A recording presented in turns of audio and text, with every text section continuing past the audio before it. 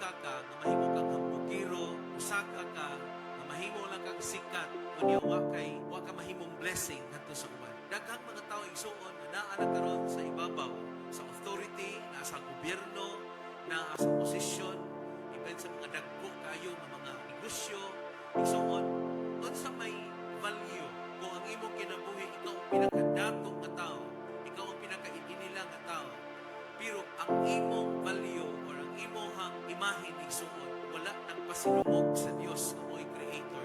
Gusto sa Ginoo nga ang pagpasaka nato, ang acceleration nga mahitabo sa atong kinabuhi igsuon kanang siya ang nagpasaka nato. Amen. Ibalik ang